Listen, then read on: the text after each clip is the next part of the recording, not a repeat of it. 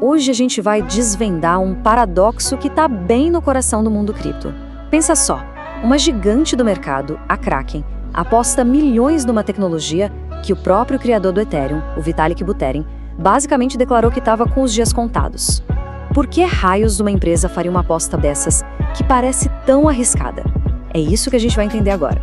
Olha, tudo começou com uma declaração que caiu como uma bomba, vinda do Vitalik Buterin. Ele disse com todas as letras que o plano original para as Layer 2, que são aquelas redes secundárias para deixar o Ethereum mais rápido e barato, já estava obsoleto.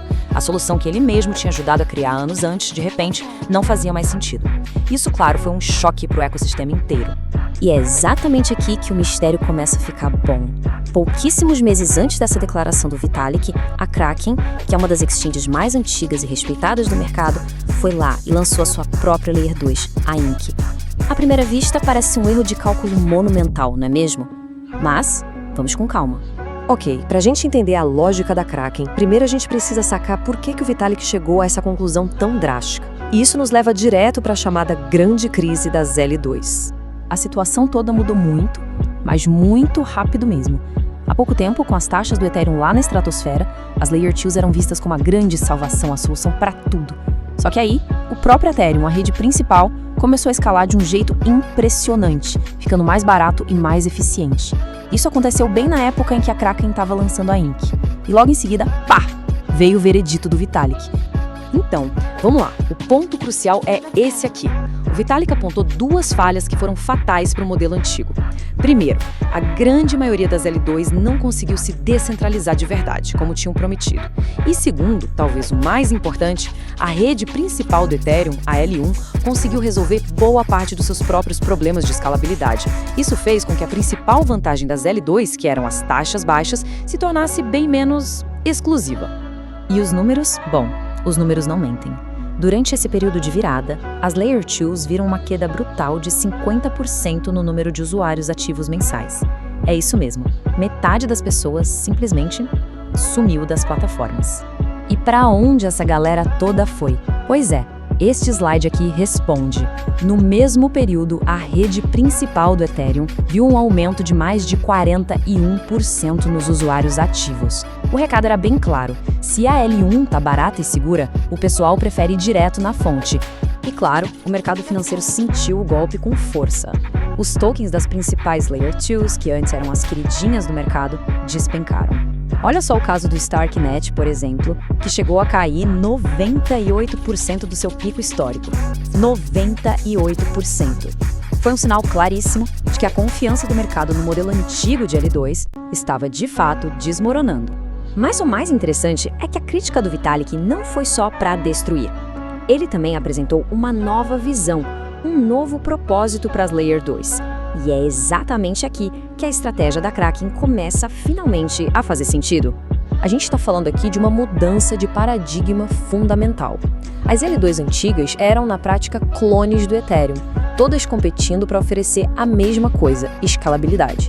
A nova visão propõe L2 que são especialistas, que não competem com a L1, mas que na verdade a complementam, oferecendo alguma coisa que a rede principal não consegue oferecer. Tá, mas o que seria esse tal de valor único? Bom, o Vitalik deu alguns exemplos bem concretos, redes focadas totalmente em privacidade, ou chains otimizadas para um único aplicativo, como uma rede social, ou algo de inteligência artificial, ou até mesmo designs completamente diferentes para usos que não são financeiros.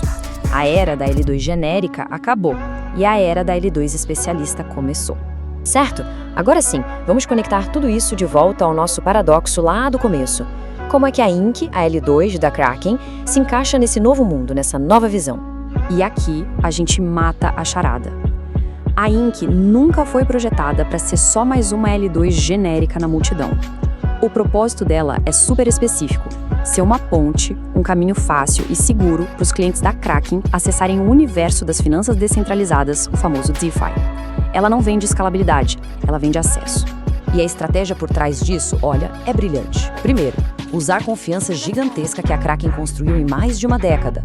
Segundo, focar na utilidade real, como a parceria com a Aave, que é um gigante do DeFi, em vez de só lançar um token para especulação. Terceiro, tornar o acesso ridiculamente simples para a carteira deles. E por último, não operar como uma ilha, mas sim como parte de um ecossistema maior, a Superchain da Optimism. E o melhor de tudo é que esse modelo já foi testado e aprovado. É só olhar o caso da Base, a L2 da Coinbase. Ela chegou a bilhões em valor total bloqueado, não por ser tecnicamente superior, mas por oferecer uma ponte perfeita para os milhões de usuários da Coinbase. A Inc está seguindo um manual bem parecido, o que mostra o potencial gigantesco dessa abordagem. Bom, então, o que tudo isso nos diz sobre o futuro das Layer 2s? A jogada da Kraken, na verdade, nos dá uma pista muito, muito clara. O futuro que se desenha não é o de uma ou duas L2 dominando tudo. Pelo contrário, é um ecossistema diverso, vibrante, com muitas chains especializadas. A gente vai ver L2 para DeFi, como a Inc, L2 para privacidade, para jogos, para redes sociais, cada uma oferecendo um valor único e específico. E aí está, o paradoxo está resolvido. A Kraken não cometeu um erro ao lançar a Inc. Eles não estavam olhando para o passado, para a era das L2 e de escalabilidade. Na verdade, eles estavam olhando para o futuro, sendo uma das primeiras grandes empresas a apostar nesse novo modelo de L2 especialistas. No fim das contas, a grande lição é essa: o jogo mudou. Não se trata mais de ser só uma versão mais barata do Ethereum. Se trata de oferecer algo que o próprio Ethereum não pode ou não foi feito para fazer. É sobre especialização, sobre diferenciação e sobre entregar um valor agregado real. E isso nos deixa com uma pergunta para o futuro, né? Com a rede principal do Ethereum ficando cada vez mais eficiente, a pressão sobre as Layer 2s para justificarem a própria existência só vai aumentar. A questão de qual é o seu valor único vai se tornar a pergunta definitiva para a sobrevivência nesse novo e fascinante ecossistema.